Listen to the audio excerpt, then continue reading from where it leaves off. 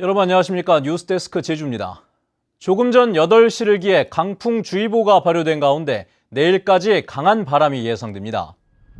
오늘 제주는 맑은 날씨 속에 성산 지역의 낮 기온이 13.8도까지 올라 일교차가 15도가량 벌어지는 등 전 지역에서 기온차가 12도 안팎으로 큰 차이를 보였습니다. 내일은 새벽부터 비가 내리기 시작해 산간에는 10에서 30mm, 나머지 지역에는 5에서 10mm의 강수량을 기록하겠고 오후에는 개겠습니다. 비가 그친 뒤에는 찬 공기가 남하해 기온이 떨어져 춥겠습니다. 바다에는 풍랑주의보가 발효됐습니다. 제주공항의 돌풍과 난기류로 항공기 운항에 차질을 빚고 있습니다. 오늘 오후 제주공항에 내려진 돌풍과 난기류 경보로 오후 5시 45분 제주를 출발해 김포로 가려던 대한항공 여객기 등 26편이 결항됐고 81편이 지연 운항되고 있습니다. 또 부산을 출발해 제주로 오려던 에어부산 여객기 등 2편이 회항했습니다. 어린이 통학 차량에 반드시 보호자가 타도록 하는 이른바 세리미법이 지난달 말부터 15인승 이하 중소형 차량까지 확대됐는데요. 실제로는 거의 지켜지지 않아 사실상 유명무실한 상황이라고 합니다. 김항섭 기자의 보도입니다. 태권도장에서 나온 초등학생들이 통학 차량 운전자의 인솔 아래 차량에 올라탑니다.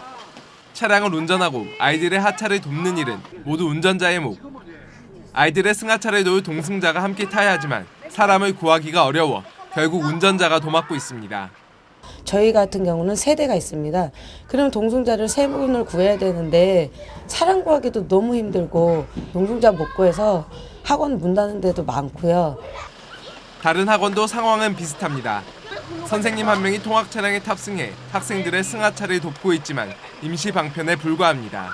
선생님이 수업하다가 나오셔서 잠깐 이렇게 지금 동승을 하는 입장이거든요. 그런데 이게 새 학기가 들어갔을 때 과연 이게 이루어질지 그 부분도 굉장히 지금 걱정해요.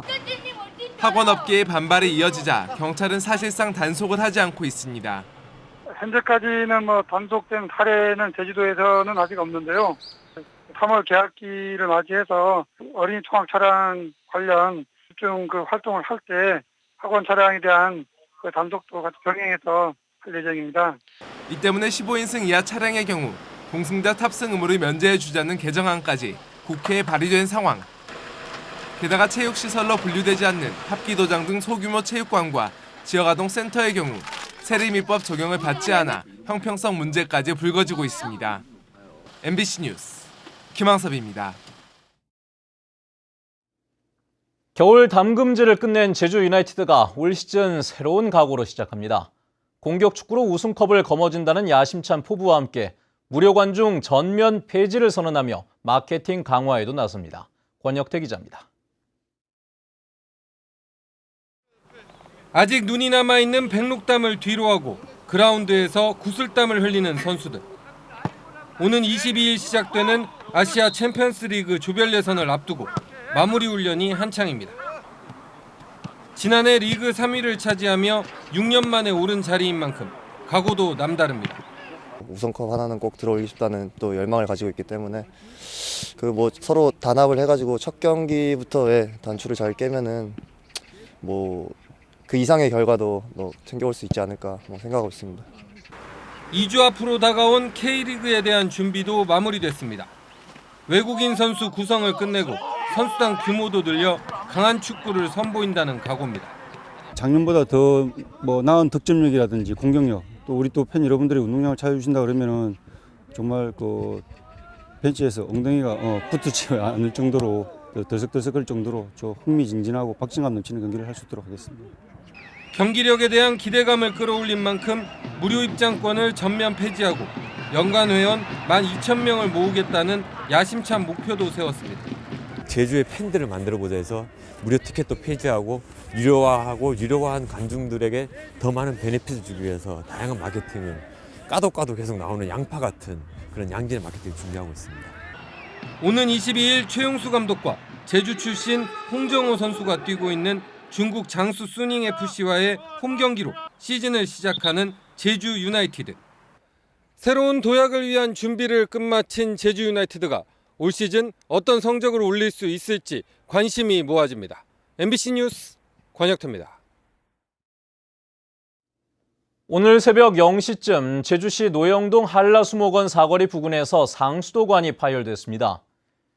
이 사고로 일대 10여 가구에 수돗물 공급이 12시간가량 중단됐고 터진 상수도관에서 물이 새 얼어붙으면서 부근 도로 100여 미터의 차량 통행이 불편을 겪었습니다.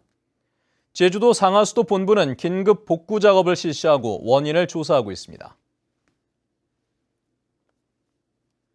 오늘 오전 10시 20분쯤 제주시 애월읍 하귀리 가문동 해안도로 인근 앞바다에서 물질을 하던 77살 김모 할머니가 의식을 잃은 채 물 위에 떠 있는 것을 동료 해녀가 발견해 병원으로 옮겼지만 숨졌습니다. 해경은 같이 물질을 하던 김 할머니가 갑자기 보이지 않았다는 동료 해녀 등의 진술을 바탕으로 정확한 사고 경위를 조사하고 있습니다. 제주 동부경찰서는 보행자 2명을 차로 치어 다치게 한 뒤 달아난 혐의로 45살 김모 씨를 붙잡아 조사하고 있습니다. 경찰에 따르면 김 씨는 오늘 새벽 0시 30분쯤 제주시 1도 2동 인화초등학교 인근 도로에서 승용차를 몰고 가다 길을 건너던 52살 양모 씨 등 2명을 치어 다치게 한 뒤 달아난 혐의입니다. 경찰은 인근 CCTV에 찍힌 김 씨의 차량을 확인해 사고 발생 8시간 만에 검거했습니다. 오늘 오후 2시 10분쯤 서귀포시 성산읍 고성리 대수산봉 정상 부근에서 불이 나 잡목 등을 태운 뒤 1시간 20분 만에 진화됐습니다. 이보다 앞서 오전 11시 반쯤에는 서귀포시 성산읍 난산리 모구리 야영장 인근 야초지에서 불이 나 82살 최모 할머니가 불을 끄다 넘어져 찰과상을 입고 병원으로 옮겨져 치료를 받았습니다. 제주 4.3 70주년을 앞두고 해결 과제를 논의하는 장이 마련됩니다.